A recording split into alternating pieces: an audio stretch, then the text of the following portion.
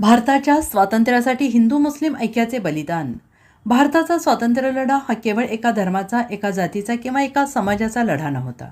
हा संपूर्ण भारतीयांचा स्वातंत्र्यासाठीचा संघर्ष होता.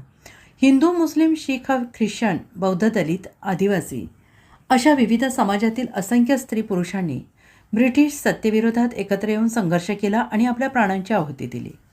1857च्या स्वातंत्र्य समरापासूनच या एकतेची ताकद दिसून येते. मंगल पांडे, बहादूर शाह जफर, बेगम हजरत महल, तात्या टोपेर आणि लक्ष्मीबाई यांच्यासारख्या अनेक वीरांनी ब्रिटिशांविरोधात लढा दिला.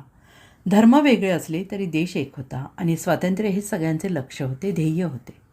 पुढे महात्मा गांधींच्या नेतृत्वाखाली असहकार आंदोलन, सविनय कायदेभंग आंदोलन आणि भारत छोडो आंदोलनात हिंदू मुस्लिमांसह विविध समाजातील नागरिक मोठ्या संख्येनं सहभागी झाले. खान अब्दुल गफ्फार खान यांच्यासारख्या मुस्लिम नेत्यांनी अहिंसक स्वातंत्र्य लढ्यात महत्त्वाची भूमिका बजावली. मौलाना अब्दुल कलाम आझाद यांनी स्वातंत्र्य आणि राष्ट्रीय एकतेसाठी आयुष्यभर संघर्ष केला.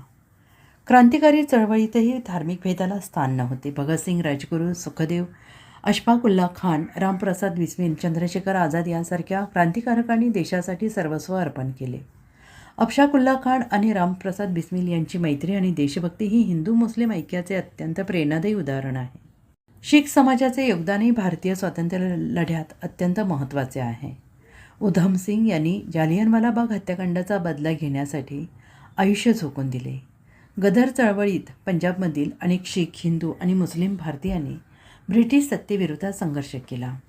स्वातंत्र्य मिळवताना लाखो भारतीयांनी तुरुंगवास, लाठीमार, गोळीबार, आर्थिक नुकसान आणि कुटुंबापासून दुरावण्याचे दुःख सहन केले. अनेकांनी हसत हसत फाशी स्वीकारली. त्यांच्या बलिदानामागे एकच भावना होती, भारत स्वतंत्र व्हावा आणि पुढच्या पिढ्यांना गुलामीत जगावे लागू नये.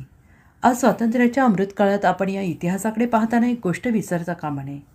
भारताची ताकद त्याच्या विविधतेत आणि एकतेत आहे. स्वातंत्र्य मिळवून देणाऱ्या वीरांनी धर्माच्या भिंतींपेक्षा देशाला मोठं मानलं आणि म्हणूनच स्वातंत्र्य दिन साजरा करताना केवळ ध्वजारोहण आणि राष्ट्रगीत यापुरते देशप्रेम मर्यादित न ठेवता स्वातंत्र्य सैनिकांनी दिलेल्या एकता, बंधुता आणि राष्ट्रीय एकात्मतेचा संदेश पुढे नेणे हीच त्यांना खरी आदरांजली ठरते.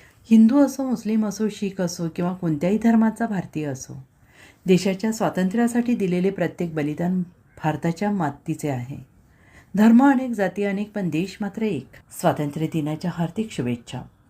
भारताच्या स्वातंत्र्यासाठी बलिदान देणाऱ्या सर्व ज्ञात, अज्ञात स्वातंत्र्य सैनिकांना विनम्र अभिवादन.